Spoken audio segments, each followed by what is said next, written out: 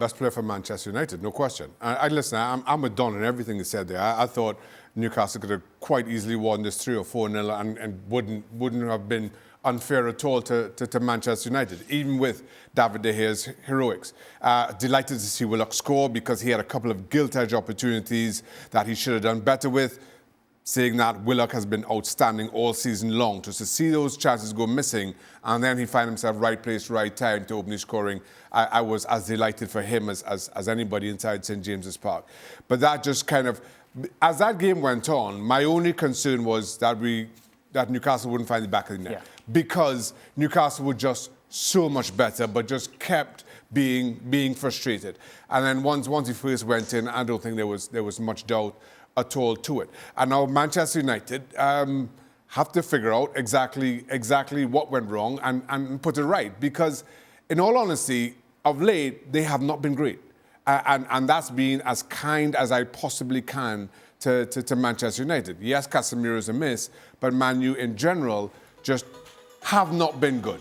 To that point, Manchester United at this exact point last season were only 3 points off where they are now. This is Manchester United under Solskjaer and Rangnick.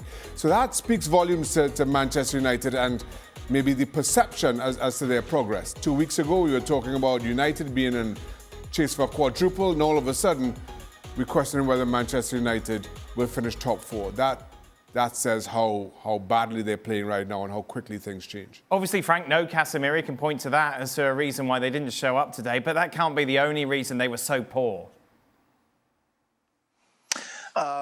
No, it's not the only reason, but it's one of the biggest reasons because we've seen since he arrived that Manchester United changed. And when you have that kind of player in the middle of the park, you see the difference. But it's true that Bruno Fernandes didn't have a good game. We barely saw Rashford. Rashford was on Wilson, I think, just in front of Wilson on the second goal. It was a little bit pushed, but didn't fight for the ball.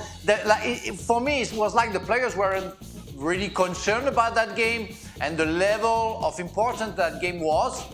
But credit to Newcastle. And for me, it's a big lesson today. It's why we love the Premier League. Yes, you can add the tactic. Yeah, you can add technical players. And Ten Hag mentioned that. But you don't have the energy. If you don't have the fighting spirit needed to those games, you're going to lose. That's what the Premier League is good about. It's giving you the pace, the fighting spirit, the concern that you have to have for 90 minutes in order to win that game. And it's why we all love the Premier League. Newcastle showed today the fighting spirit that you need to beat anybody.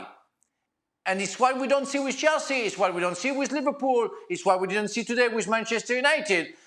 But Newcastle, they got it because physically they're good. Tactically, Eddie Howe made a fantastic job today to avoid Manchester United to develop anything. And technically, they did what they had to do. They made mistakes. As Shaka said, first half, I thought, Willock missed a big chance just before halftime. Maybe Manchester United is going to come back. But they kept on doing it. They showed the spirit.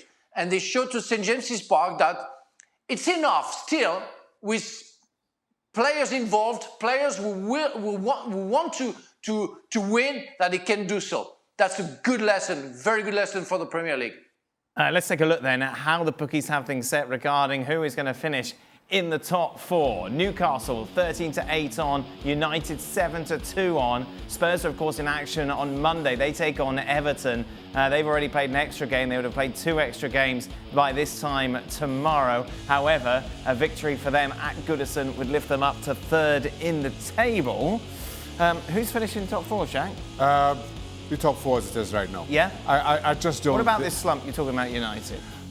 Yes, but I just feel, Spurs will find a way to, it all depends on who they're opponent. I just have no real faith in Spurs right now.